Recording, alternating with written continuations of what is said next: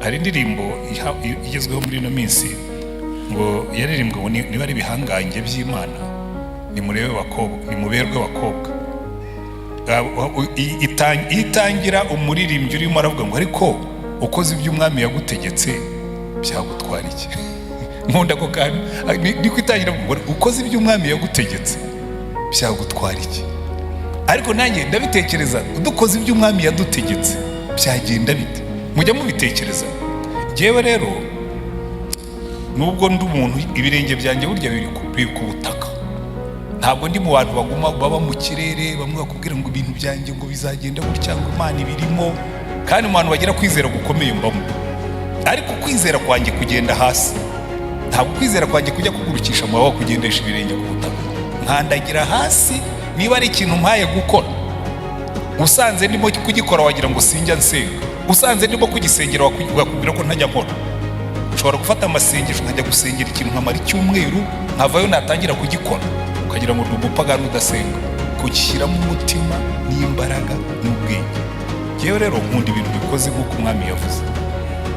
Njya nibaza iri torero rya mbere kavuga ngo Mana, kuki wampaye kuvuka mu kigejeje cya 20 hakora mu cya 21? Iyo mpa kuvuka mu kinyejana cya mbere, igihe ba Petero bari bahari na ba Yohana bahari bafite itorero nk'iri badusomeye.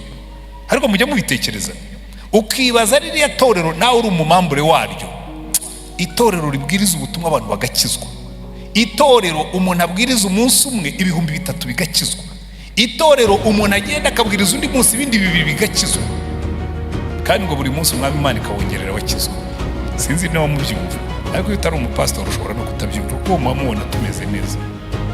Ariko reka mbere iki cyo mvuga, ngiye namaze imyaka 12 hano ndi senior pastor, kandi murabizi sindi ikigwari.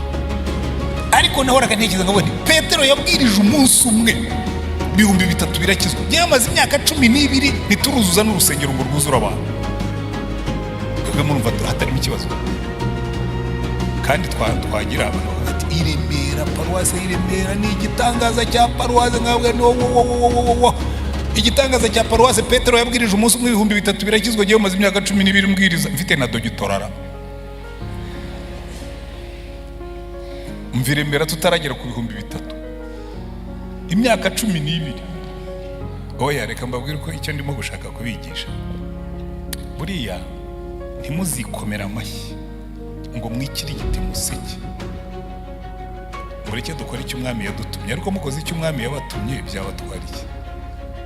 Kuko buriya iyo urebye ririya torero rya mbere, Bibiliya itubwira ngo impamvu Imana yagiye yandikisha ibintu ni ukugira ngo bitubere akabarore, bitubere icyitegererezo, bitubere aho turebera. Noneho ibyo twabonye byiza tubyifuza, ibyo tubonye bibi tubyirinde. Simple nuko bikora. Jewe rero ndebye ririya torero rya mbere, twakora iki ngo dusubire kurufatira? Twakora iki? Oya, niyo wanafatira kuri ba sogokuruza bangirikani bo mu Rwanda, buriya kutamenya amateka yacu nabyo burya hari icyo byatubije. Ndaza kugenda mbere. Iyi paruwase ya Remera yatangiwe n'umupastor witwa Gashegu. Gashegu rero yabaho mu gihe cyacu tuba tumwita Poso Gashegu. Gashegu yaraje ajya mu Mbogo, abari batangirira, ariko aza kureba bacisha uyu muhanda, ubundi muhanda ujya za Rwamagana wacaga Bumbogo, w'Abadage wacaga za Bumbogo ruguririye. Hanyuma Ababiligi bacisha uyu nguyu hano, uyu nguyu tucamo muri kino gihe, uyu n'uwaciwe n'Ababiligi. Arabireba abwira undi mwene data, si ngombwa ko ngenda mu amazina yabo ariko yose ndayafite. Aravuga ati nshakira ikibanza aho ngaho kuri uwo muhanda, kandi ugishake kimeze neza. Baraza hano, harimo umuturage wari uhatuye, si ngombwa ko ngenda mvuga amazina, harimo inzu ye. Ikibanza kibahera ubuntu, inzu bayigura amafaranga 1,000. Ni impapuro zirahari. Urumva umukristo atanze ikibanza cya hegitare 5, aravuga ati ariko ubwo harimo iyi nzu yo muyiguri. Bagura inzu, ikibanza gitangira ubu, bakora umurimo w'Imana. Arareba aravuga ati ariko murabizi, ati muracyari mugari. Aramanuka afata ikibanza hegitari nka 10 i Nyamata Maranyundo, muzagiye n'ubukira hari ikigarama kinini. Arazamuka ajya ruguru ahitwa Ruganda, afataho ikintu, aho hose yagendaga hashinga amaparuwasi. Abatubanjirije bari bafite vision. Mwakora ibyo umwami yadutegetse byabatwariye. Iri torero rya mbere icyo ndikundira barimo bene abo bantu bameze batyo. Iteka ryose ikintu kijya cyica ibintu by'Imana dutangira dufite umwete, twageraho tukagenda ducogora. Yemwe abacogoye revive mukanguke, kuko ndabizi neza namwe uwampa icyuma gipima umwete mwari mufite mugitangira ugikizwa.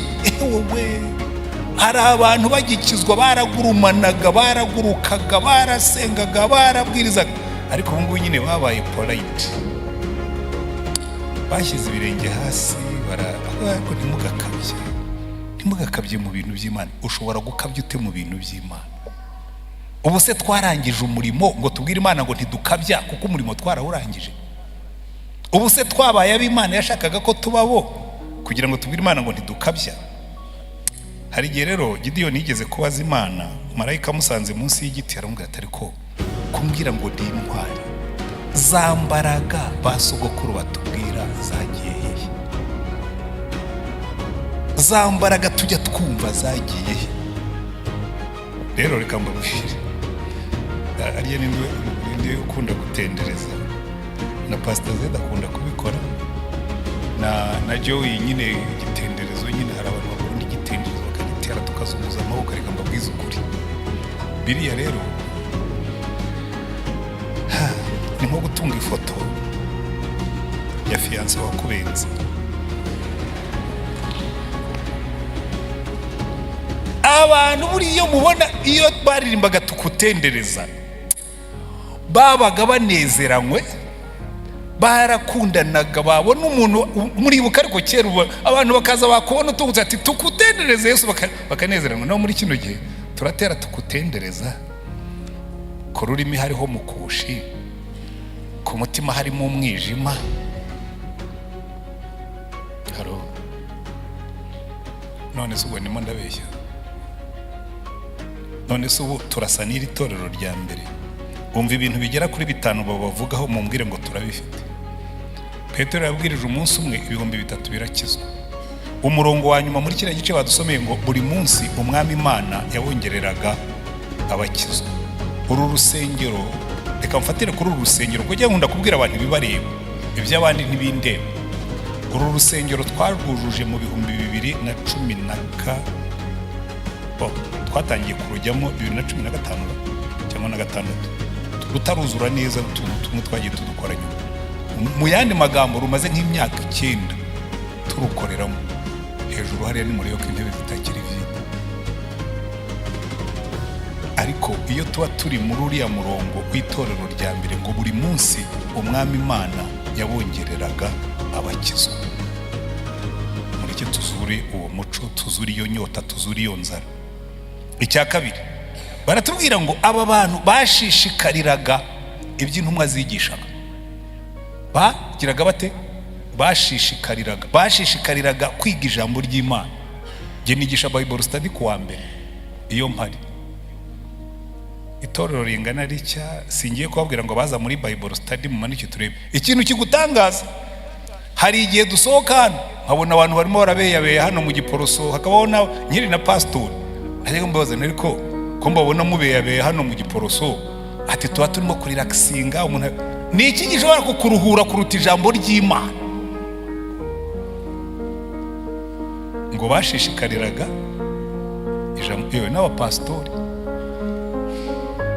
Yewe rwose najyaga maroma ariko abapastori ngeze ndavuga nterere utwatsi. Abakristo baraza bakicara bakaza muri Bible study, ukabona pastor arabeyabeye mu Giporoso ngo arimo kurelaxinga.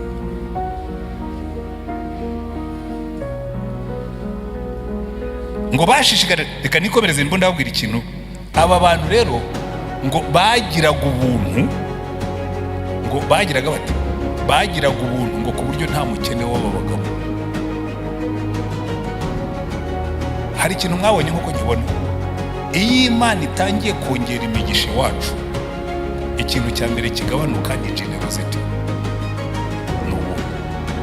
Mwumvise amatorero shingiro badushima, ngo twaratanze, ngo bajya gusura abantu, ngo twaratanze. Ariko se biriya ni ibikorwa biri ibyo bita ponctuel byakozwe icyo gihe ngo n'umushinga, ubundi byagombye guhinduka umuco, bikaba muri gahunda y'itorero. Bakavuga ngo nta muntu usengera i Remera uryamisha umwana atariye. Nyamara reka mbabwire, mwari muzi ko muri uyu mujyi uyu turimo, aho bamwe bacirira imbwa nini bakayigurira inyama buri cyumweru. Sinanga imbwa, oya, imbwa ntacyo mpfa nazo. Gaburira imbwa, kagaburira injangwe, akamena ibiryo. Kuko mu mujyi hano umuntu ashyira ibiryo muri firigo, wazabira ukavuga ngo ibi ngibi byarakonje, bakabishyira muri puberi. Mwari mwabona puberi za hano, birya bintu byose binuka biducaho ntabwo ari ibishishwa byinshi, ni ibiryo bitenze tuba twamena. Mu mujyi urimo abantu, aho umugore ashobora guha abana ibiryo, ibyo mvuga ni ibintu nahagazeho ndi pasitori, abariye kuwa mbere ntibarye kuwa kabiri, bakajya ibihe kurya kuko ibiryo bafite ni bike. Abariye ku manywa ntibarye nijoro kandi bagasenga. Niba mubihakana, mufate statistique iki gihugu dufite ibintu, uru rukundo rwa mbere nta ngwingiri yari kurubamo muri iri torero, nta mwana ugwingiye wari kuhaba. Kubera iki? Ko nta mukene wahabaga. Ariko ubu ngubu 30% by'abana b'Abanyarwanda ngo baragwingiye. Ntabwo mujya mutekereza ingaruka z'icyo kintu, kuko ntabwo abantu bagwingira mu mubiri gusa, baragwingira no mu bwenge. Umuntu uri stunted aba na stunted mu bitekerezo. Iyo babivuze jyewe ngira ubwoba, iyo babivuze jyewe ngira umujinya, kuko 90% by'Abanyarwanda bambwira yuko ngo ni abakristo basenga. Bivuga ngo iyo 30% by'abana ni abana b'abantu basenga, barangiza bakaba stunted, bakawingira. Ariko mu itorero rya mbere nta mukene wabaga, mu yandi magambo nta mushonji wabaga. Urukundo rugera rute? Ruhindura aho dutuye. Icya gatatu, icya kane, iri torero ngo ryari ryuzuye umwuka, ngo ku buryo buri munsi ngo basengeraga abarwayi bagakira, bakirukana abadayimoni bakagenda. Mana we, abadayimoni buzuye mu bantu, abadayimoni b'inzoga, abadayimoni bo kwiyahura, abadayimoni. Kandi turabona za mbaraga zagiye, ndimo ndabaza nka Gidiyoni, Imana ntimugiwe za mbaraga zagiye. Ndaza kubabwira aho zagiye ariko mwihangane. Icya gatanu, ngo kirima yaho, mbese umwuka waho wari mwiza, yuko abantu ngo babonaga itorero ngo bakabatangarira, bakifuza kurijyamo. Twebwe rero muri kino gihe ahubwo baradukerensa, baradutuka. Abapasitori batwita abesikoro, batwita ibisambo, batwita abajura. Abakristo, mwumvise mushiki wacu Joyce abamucitingaga ngo bari bambaye imyenda y'ubukristo, abantu baraza bambaye neza, baje kwambura abandi abantu. Mbese ninde wakwifuza kujya ahantu ugerayo abahanuzi bakakurya amafaranga yawe, abapasitori bagatwara yari asigaye, ni agahinda.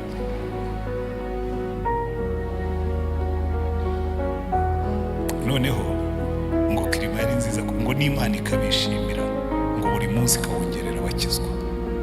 Iryo ni ryo torero rihindura aho rituye. Iyo niyo mikorere y'itorero rizahindura aho dukorera. N'iki rero cyabuze?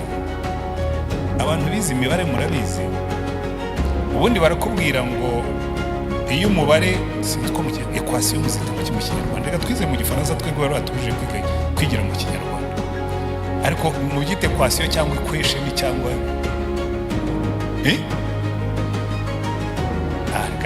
ntabwo ndi bukurikire, singiye kubyiga nshaje. Iyo bakubwiye ngo mu mubare, iyo harimo umubare umwe udahinduka, hanyuma ugakuba n'undi mubare, igiteranyo kivuyemo kigahinduka, ubwo uwo mubare wa kabiri niwo ufite ikibazo. Reka mbere uko bikora. Yesu n'umwuka wera wongeyeho abigishwa bitwa Petero na Yohana n'abandi bari kumwe, havagamo ibitangaza, havagamo itorero ryiyongera buri munsi, havagamo. None twebwe Yesu yaravuze ngo uko narindi ejo niko niri, ntabwo Yesu yahindutse. ariko twebwe Yesu kongeraho itorero, havamo ibinegu, havamo ubwambuzi, havamo igisebo. Nitwe twahindutse, ntabwo ari Yesu. Niba hari abagomba guhinduka uno munsi, ni twebwe. Niba hari abagomba kwihana uno munsi, ni twebwe. Niki rero cyahindutse? Ariko mukoze icyo umwami yabatumye byabatwara iki? Yesu yaravuze ngo nimukundana. Icyo nicyo cya mbere cyahindutse. Nimukundana nibwo abantu bazamenya ko muri abigishwa banjye. Ntabwo yigeze avuga ngo nimuririmba, ntabwo yigeze avuga ngo nimubwiriza, ntabwo yigeze avuga ngo nimwambara amakanzu, ntabwo yigeze avuga ngo nimwubake insengero nini. Yaravuze ngo nimukundana nibwo abantu bazamenya ko muri abigishwa banjye. Ikintu gikurura abantu bose ku isi ni urukundo. Abagabo n'abagore barimo hano, ijambo rya mbere ryatumye murongorana mugashakana nuko bamubwiye ngo ndagukunda, nawe akagusubiza ati nanjye ndagukunda, bikaba birafashe. Urukundo nirwo rwubaka ingo, urukundo nirwo rwubaka ubucuti, urukundo ni narwo rwubaka n'umuntu ku giti cye. Turimo turiga ku rukundo ruhindura aho dutuye. Uzuba muri kino gihe no kwikunda byananiye abantu, kandi Yesu yaravuze ngo nujya gukunda abandi uzabakunde nk'uko wikunda. Ubu uwanzanira icyuma gipima kwikunda hano mu rusengero, watangazwa n'ukuntu twiyanga. Bamwe twanga uko dusa, wireba mu ndorerwamo ukabona utasa uko wagombaga gusa, uko usa niko ugomba gusa. Ukareba mu ndorerwamo utariko ngiye mfite izuru rinini, mfite akazuru gatoya. Ikintu kizetsa nuko hari ufite rinini ari n'ufite ritoya, bose bafite ibibazo. Wakwikunza uko Imana yakuremye ko ntacyo byagutwara. Umuntu arasaza nkanjye agatangira kugira ikibazo cy'ubusaza, agahindura ingendo, agahindura imvugo, agahindura ibintu byose ngo agaragara ari umusore. Urahinduka uraba umusore ngo bikumarire iki? Wakwakiriye aho ugeze ukikunda. Halo,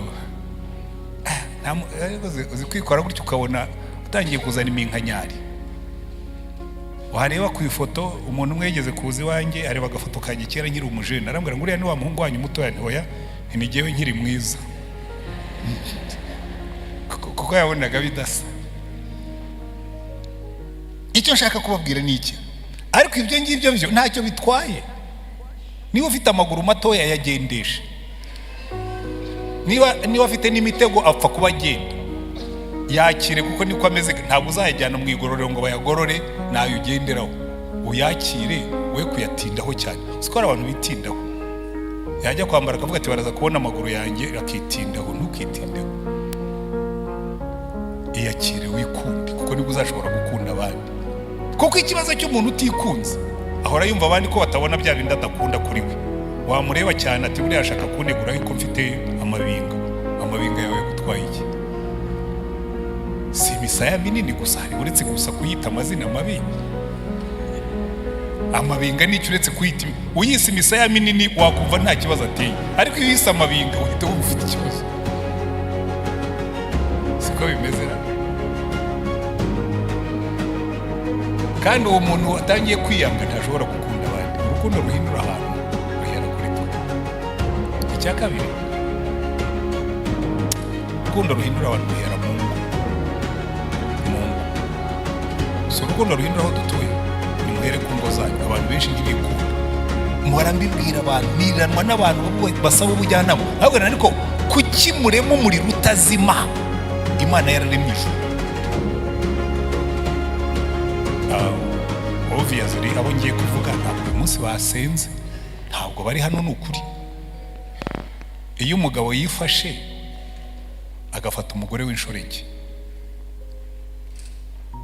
burya uba wubatse umuriro utazima iwawe mu rugo. Ufite umugore warongoye umubwira ko umukunda, nawe akubwira ko agukunda. Noneho amaze kugera mu myaka 30, 40, utangiye kuririmba nashatse umugore narutaga, none arashaje igihe nkibyibuka. Utangiye kuba umuriro utazima. Bari kurabona ngo afite buriya mugore afite amataye, baragenda afite amataye. Genda ukurikira iyo taye ku manywa, ninjoro utahe mu muriro utazima, umbwire niba wikunda. Do you love yourself? Kuki mutabyumva? Niyo mpamvu nkunda ririya jambo ririya mwana yashyize muri iriya ndirimbo, ariko ukoze icyo umwami yagutumye byagutwara iki? Ugakunda umugore wawe umwe n'umugabo wawe umwe, mukazasazana, kuko ibyo ujya guhaha abandi ahandi uba wisize mu rugo. Ukora ibyo umwami yagutumye. Urukundo ruhindura aho turi ruhera mu ngo iwacu. Nimutekereze itorero riramutse ryigishije abakristo hakavamo abantu bakundana biyakiriye pe, wicara iruhande rwe ukabona ari afite impagarike, nta complexe, nta kibazo, yari yakiriye kuko Yesu yamukunze. Wanamuzanaho ibyo bintu akavuga ati ariko buriya urambabaza, umbwira ko ndi mubi, urimo uratuka Imana yandemye. Uretse ko yandemye ikangira gutya ikamuha umutwe munini, mugabanye se kumwita rwose, genda ubaze Imana yandemye, jyewe nariyakiriye, ndikunda, meze neza, akunda n'abandi. Ujye mu rugo rwawe uremeyo urugo runejeje. Icyo gihe nibwo abantu bazatangira kuvuga ngo ariko hariya hantu bo babigenza bate ngo bagire ingo nziza, babigenza bate ngo biyakire, babigenza bate ngo bakundane. Reka natwe tujyeyo, kuko biriya bintu ni byiza. Haleluya. Ariko muzitegereze, ubu Yesu aje akatubaza ariko bantu banjye nakunze, umva ikintu kizatuma wikunda. Haleluya. Nuko Imana yakurebye ikavuga ngo uyu mutwe naremye ufite amabinga, ufite imisaya minini. Ntabwo Imana yo yavuga ko dufite amabinga, ufite imisaya minini, nawe ukunze kuriya, kugira ngo mwereke ko namukunda, ndawugura amaraso y'igiciro cyinshi.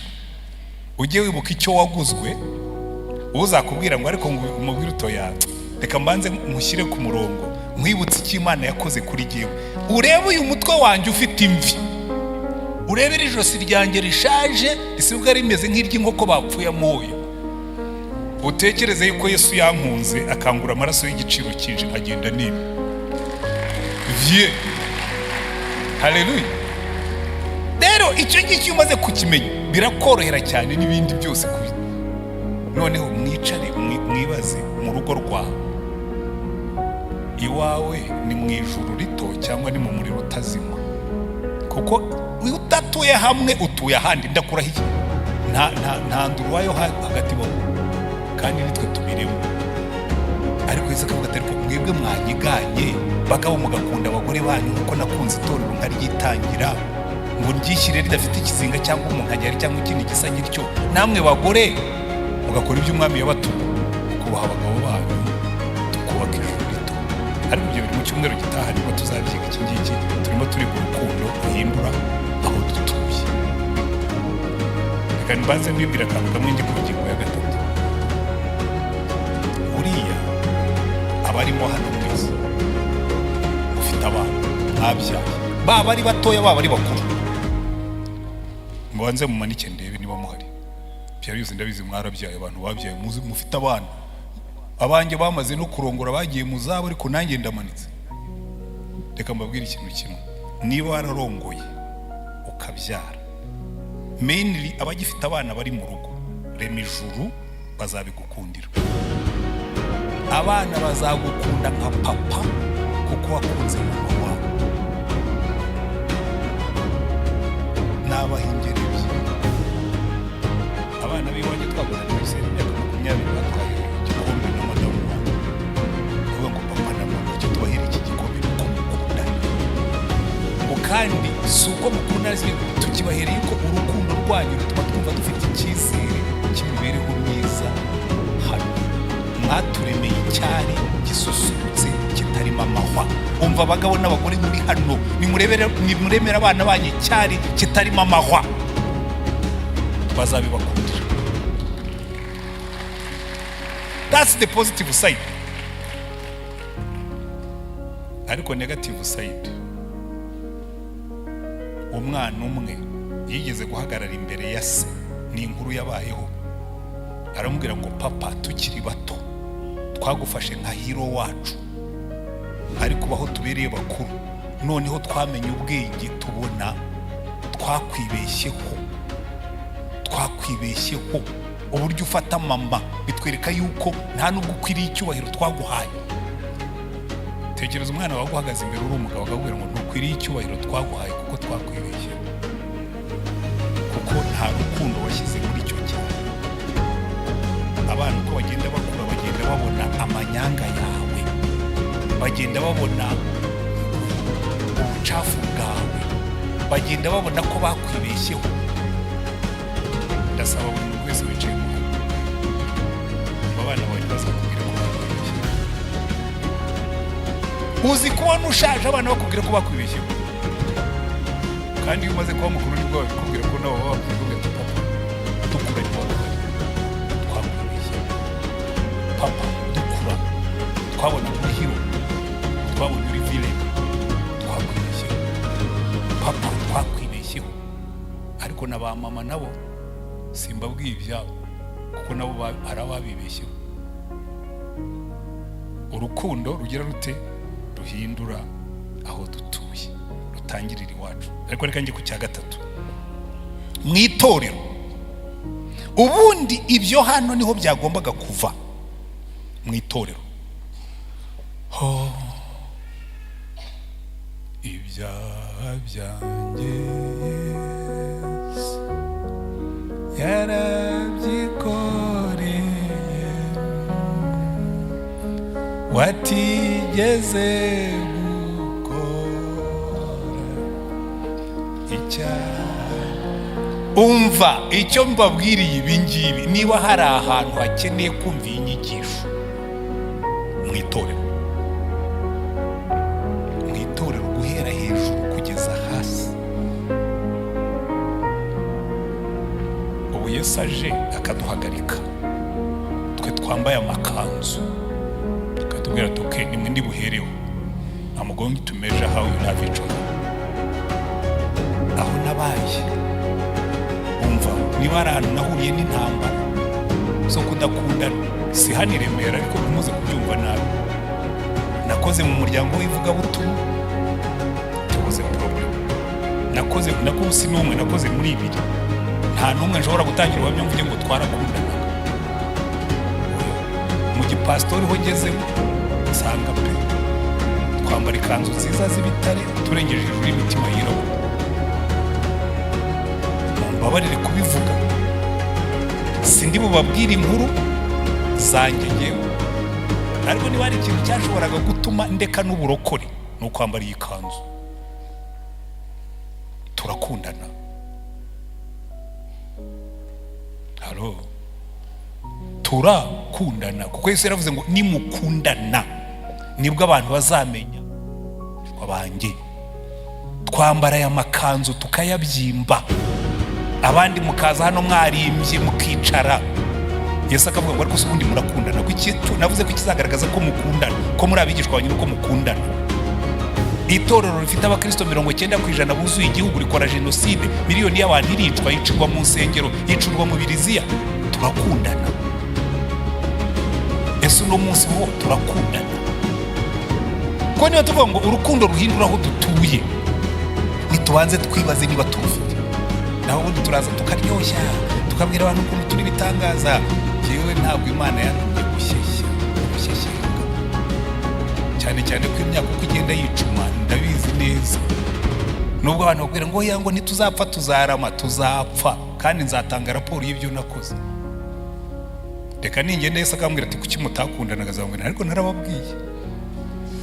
narababwiraga nawe umva Yesu, nawe warababwiye banga kumva, nanjye narababwiye banga kumva. Narababwiraga murakundana. Kuko ngiye gusoza, buri urukundo ni rwo ruvamo ibintu byose. Muzi ko mu Rwanda ubu baratubwira ngo customer care, nkabwa ni customer care nziza. Niva mu rukundo utagombye guhatiriza, niva mu rukundo batagomba kukwibutsa, ugakora ibintu byose, ukayobora abantu neza kuko bakunda, ugaha abantu serivisi nziza kuko wuzuye urukundo. ukita ku mugore wawe cyangwa ku mugabo wawe kuko umukunda, ukita ku bana bawe kuko ubakunda, icyo ukora cyose uwakubaza ati kuki ukora kuri ukabwira ati nuko mbakunda. Kuko buri Imana yo iravuga ngo gira urukundo. Niba dufite Imana, Yohana akavuga ngo niba udakunda mwene so wabonye ushobora gukunda Imana utabonye. Ngo kandi udakunda ntiyabyawe n'Imana. Tugakunda gusa ko turi abana b'Imana, niko turi. Twe turakunda kuko niko kamere yacu iri, turakunda. That's our nature.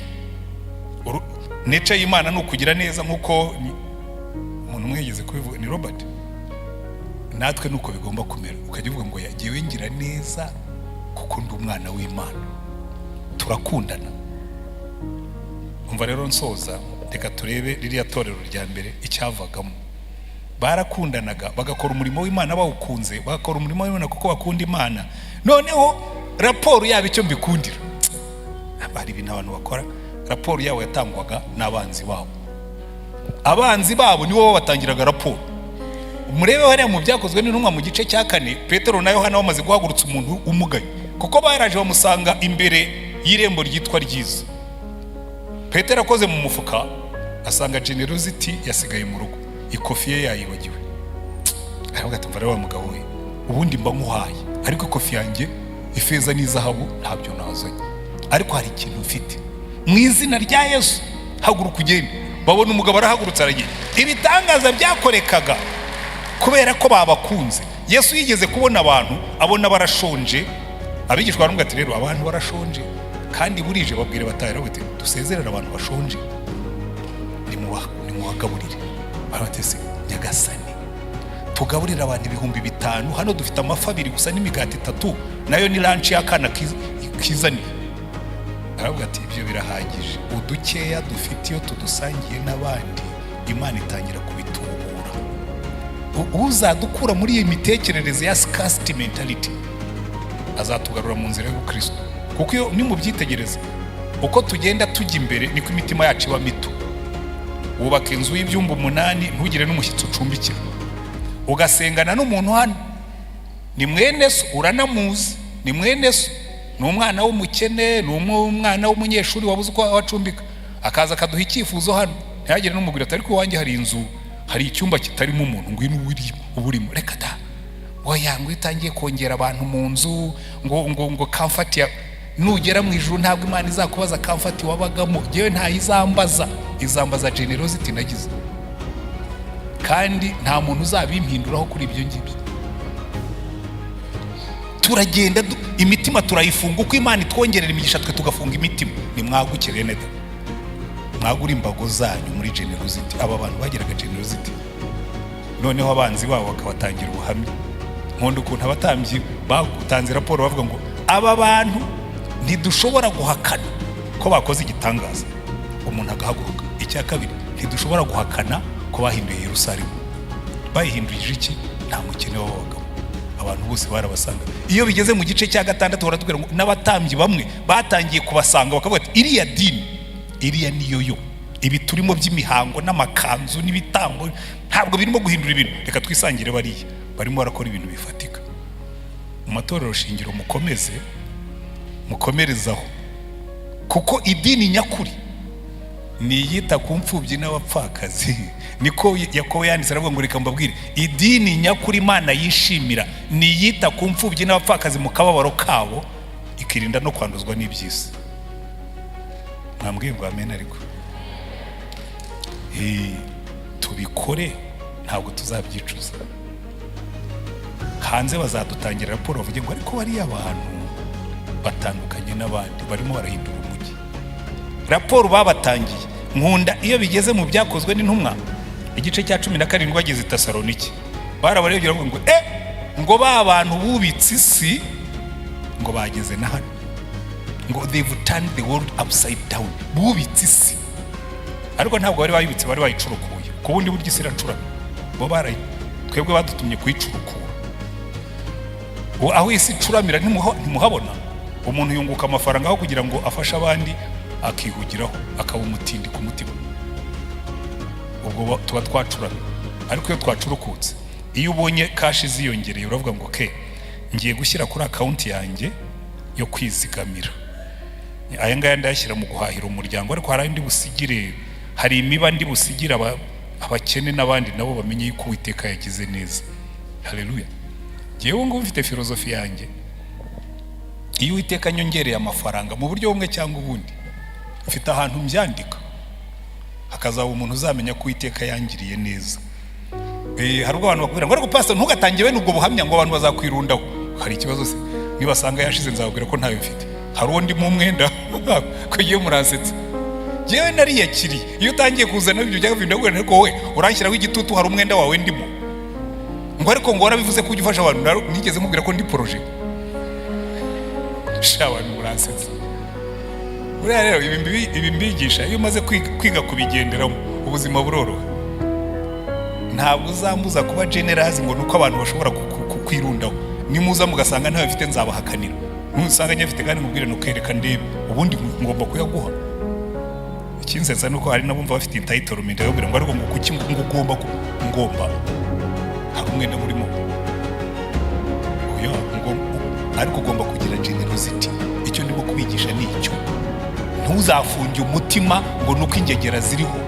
Ntuzafunge umutima ngo nuko abambuzi biyongereye. Ntuzafunge umutima ngo nuko abakene biyongereye. Nibura uzafasha umwe cyangwa babiri. Kuko mu ijuru bazavuga ati nibura uriyawe atekereza nk'uko dushaka ko atekereza. Ukoze ibyo umwami yagutumye byagutwara iki? Amen.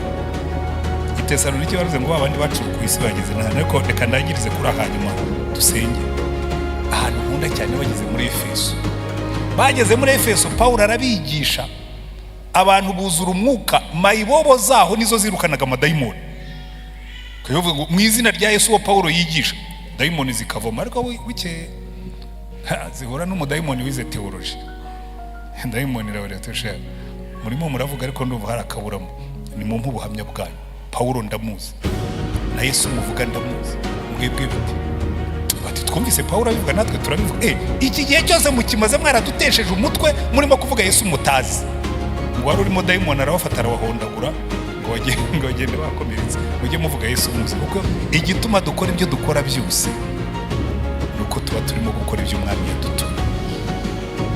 Nimukundana nibwo abantu bazamenya ko muri abigishwa banjye. Amen.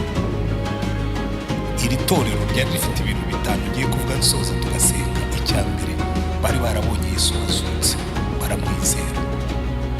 Igituma tutagenda neza, Yesu yavuye mu rusengero.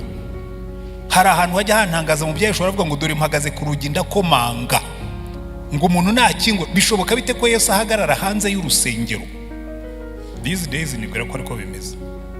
Ntabwo dukundana nk'uko yadutumye, ntabwo dukora ibyo yadutumye, ntabwo tugenda nk'uko yadutumye. Yohana umubatiza atangira kwigisha yaravuze ngo ufite ishati imwe, ufite ishati ebyiri aho utayifite. Twebwe hari nizo usanga zaraboreye mu tubati, zaratunze uruhumbu, ntitunazitange, ziri aho gusa utazanazambara. Dufite amakote nanjye ndayafite ntazongera kwambara, ariko nta n'uwo nayahawe. Nimureke tujye gucucura ibyo bintu byose, dukora ibyo umwami yadutumye. Aravuga ngo ufite ishati ebyiri aho utayifite, ufite umuceri ibiro 5 aho utawufite. Ntihagagire umuntu urara ubusa kandi wahashye. Let's be generous. Ndarizo mugiye kundakarira ntacyo bitwara. Pastor abagiye ngaho kaducyo ntabwo mbacyurira n'ukuri. Ntawe navuze nabi, ariko mureke twihane. Twakora ibyo umwami yadutumye byadutwara. Bari barabonye Yesu wazutse, bari buzuye umwuka, bagenderaga ku ijambo, ntabwo bagenderaga ku amafilozofi y'isi. Dore reka mbabwire ikirimo kwica abakristo. Murimo muravumba mu isi cyane.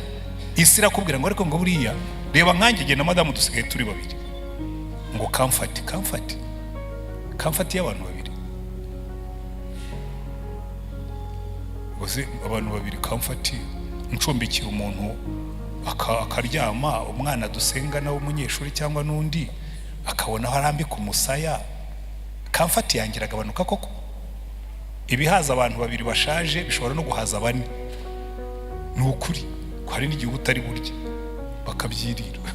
Ndabeshyara abo tungana ibyo mvuga ntimubyumva. hari abo mbwira bagahita babyumva, ndabona hirya hariya abantu tungana nyine baba babyumva neza. Hanyuma reka turangize dusoze twe gutinda. Barakundanaga, ni nayo nyigisho dufite uyu munsi. Ariko ruriya rukundo rwari rufite aho ruva. Turakunda kuko Imana yabanje kudukunda, turatanga kuko Imana yaduhaye. Dushobora gukunda abantu bose kuko tuzi yuko nakunze ubuhamya byo yatanze, kuko baramwambuye ariko yarangije kwishyura banki. Cyane ingegera zijya zinyambura abo ibisambo bikantekera umutwe, ariko ngewe nabifatiye dinamike nziza. Mwigeze kunyambura ndamubwira ntuzi ko wabigenza iyo ushaka ko urutoki rwawe rumera neza, ntiwararwicira. Ntiburiya wiciye urutoki rwanjye, buri Imana igiye gushyira. Ngewe nakugiriye umutima mwiza, naguhaye kubera ko wambwiye ko ufite ikibazo, sinanizi ko urimo kunyiba, ariko buri Imana igiye kunyishyura. Ibyo watwaye izankubira inshuro 1000. Kandi haciyeho iminsi Imana yankubiye, ndamuhamagara ndamubwira ntuzi ikintu bye. Ubuse we urimo uratera imbere cyangwa igihe rero bya bindi byose Imana yabyishyuye. Kuko Imana nukora ibyo umwami yagutumye, ntuzarakazwe nuko abantu bamwe ngo bagize gute, kuko turi abantu, turi ubwoko bw'Imana. Urukundo ruhindura aho dutuye ni urukundo rwamenye Yesu, ni urukundo ruyoborwa n'umwuka, kuko imbuto y'umwuka ni urukundo. Ni urukundo rushingiye ku ijambo ry'Imana ritubwira ibyo dukwiye gukora n'ibyo tudakora. Ni urukundo rukunda, ugakunda abagukunda, nawe ubwawe ukikunda, ugakunda abakunditse n'abadakunditse, ugakunda n'abadashaka gukunda no gukundwa, kuko niko Imana yacu imeze.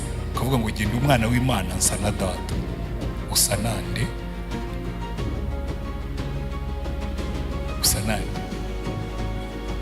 Dusenge Imana. Ariko niba wicayemo hano ukawumvise umwuka w'Imana avugana nawe ko uyu munsi hari ibikwiriye guhinduka, kandi twese nk'itorero hari ibikwiriye guhinduka, tugakora ibyo umwami yadutumye. Ubwira Imana ngo Mwami mukiza, numvise ijwi ryawe ry'imbabazi rimpamagara ngo nozwe n'amaraso, nditabye Yesu, ndaje mukiza, amaraso avuye anyoza n'ubwanjye. Ibyo tugiye gusengeraho, niba wicayemo hano utikunda kubera ko hari ibyo wibonaho, uretse niba ari ibyaha ubyihane. Niba wiyangira yuko hari ibyaha ugenderamo ubyihane. Ariko niba wiyangira yuko ufite umutwe munini, ufite amenyo ahengekeranye, ufite amenyo y'inyinya, erega hari ibintu byinshi, ufite amaguru y'imitego n'ibindi, uyu munsi uvuge ngo Mwami Imana, uko wankunze niko niyakiriye. Niba urimo kurema umuriro utazima